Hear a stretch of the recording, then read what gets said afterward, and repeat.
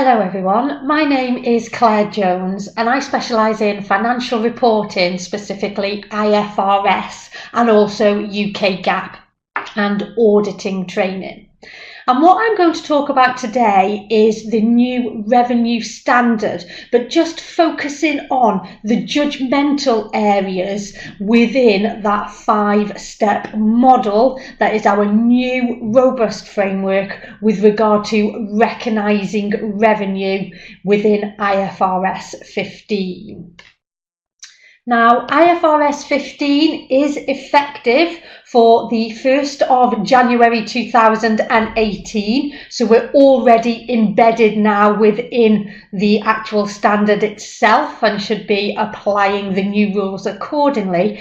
And it does replace IAS 18, the old revenue standard, and also IAS 11, the construction contract, long-term contract standard as well.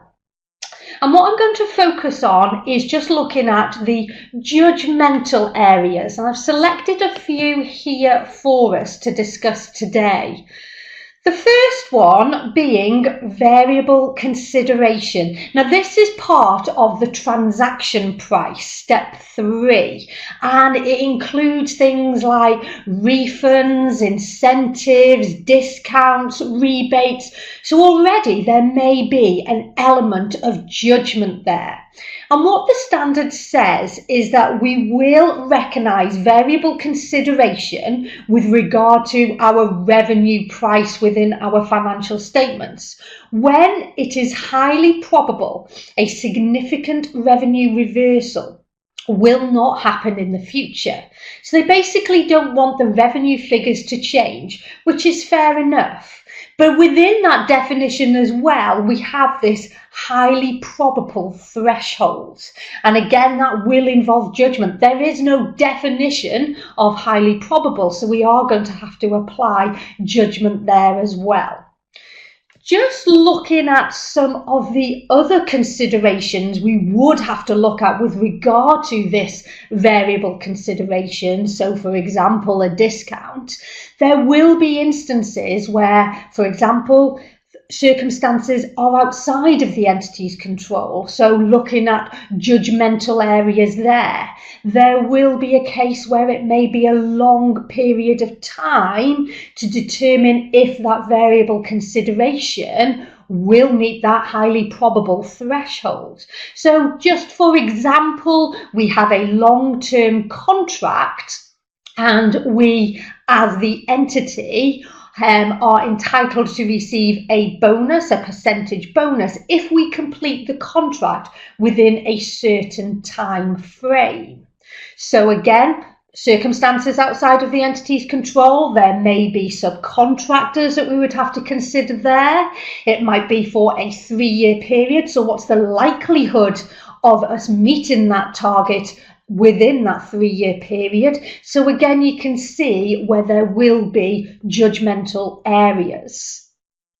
No previous or past experience. It might be a new entity or a new contract that you've entered into that you haven't got past experience on. So again, for example, refunds there. If it is a new entity, then we won't potentially have any past experience to base our weighted average approach there in determining this variable consideration amount. And that links nicely to the next one, a large number or a broad range of possible outcomes. Which method is it the most likely outcome, or the probability weighted average approach there?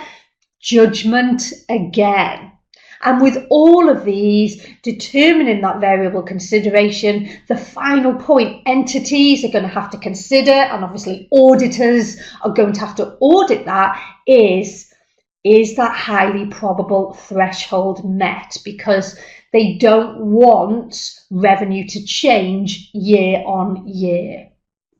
And just as an extra point there, with regard to these significant judgments made, if they are deemed to be significant and material, then it may lead to extra disclosures within the financial statements themselves as well. So judgmental within that variable consideration, but obviously that will impact the revenue figure in the profit and loss account. Just going back to the previous slide to look at some other areas where there may be judgment. A modification.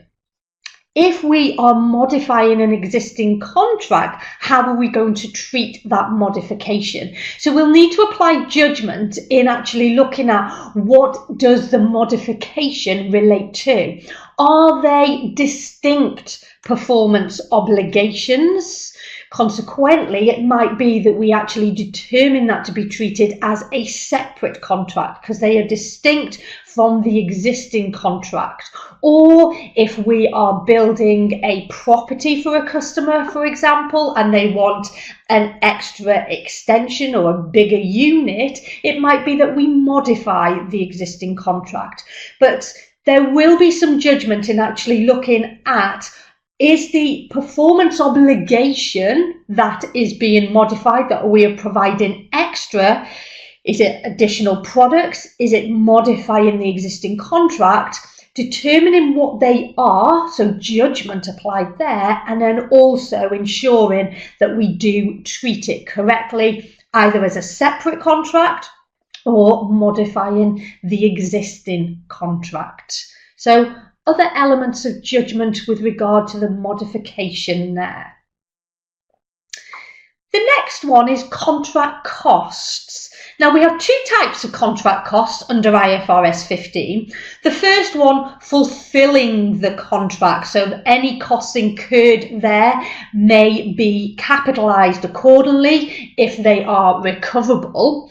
And the second one is any costs that have been incurred in obtaining the contract. So we may see new contract assets on the balance sheet. So these will have to be incremental there and also recoverable. So for example, sales commission is an obvious one. We wouldn't have incurred that had we not won a contract. However, what we also need to consider, and where there may be more of an element of judgment, is once we capitalise these costs on the balance sheet, we then have to amortise them over the contract term or another appropriate method, determining the pattern of consumption, for example. So you will have to look at the contract terms there in order that we show a correct amortization charge in the profit or loss. So it might be software support for 3 years. We've had sales commission there on winning the contract, capitalising them and then amortising them over that 3-year period. So a bit of judgment there in actually looking at that contract term itself in this example. Is there a termination clause, or is there an option to extend as well that contract? So we need to put a bit more thought in there, and obviously there may very well be an element of judgment in determining that contract term, in determining that amortization period, and then even the step back in determining which contract costs are recoverable and accounted for in the balance sheet accordingly.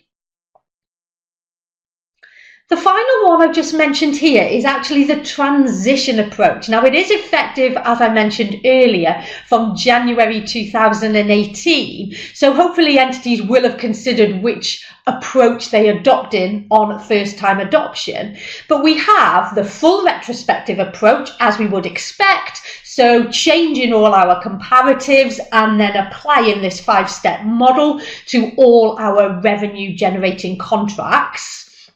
Or we can actually show our comparatives under the old standard, so as we reported last year, and then show the cumulative effect as an adjustment through opening retained earnings. Now, it's not to say any one of these is easier. There will be judgment in actually which method is the most appropriate for the business. I want to highlight though, if you do choose the adjustment through opening retained earnings, then there are disclosure requirements. So for example, because our comparatives are stated under IAS 18, for example, then we need to disclose the financial impact and also a bit of explanation on each line item that is affected by IFRS 15 adoption. So consequently, it might mean that you're actually having to keep 2 accounting records to make sure we know that financial impact for IFRS 15 rules, and obviously we have the rules under IAS 18 as well. So it's not necessarily an easier option, and as I said, a bit of thought process will need to be considered here, and judgment into considering the availability of the information, your systems that you're using as well to collect that information, in deciding which approach you're adopting on first time application of IFRS 15. So just a couple of judgmental areas there to get you thinking about the application of that 5-step model, because often within the standard there's limited guidance, which obviously opens up the scope for judgment. Now, that isn't an exhaustive list. There are other considerations. So, for example, if there is a non-cash consideration in the transaction price, then we measure that at fair value. So, potential judgmental areas there. If we're adopting a portfolio approach, similar characteristics of contracts, then there will be judgment applied there. So it's just to give you an insight into a few of the judgmental areas. And as I've mentioned, there may very well be disclosure requirements if these are significant judgmental areas. And don't forget, from a preparer's perspective, you're obviously going to have to consider that judgment. And from the auditor's perspective, we are going to have to audit that judgment. So a lot to think about from the application of IFRS 15.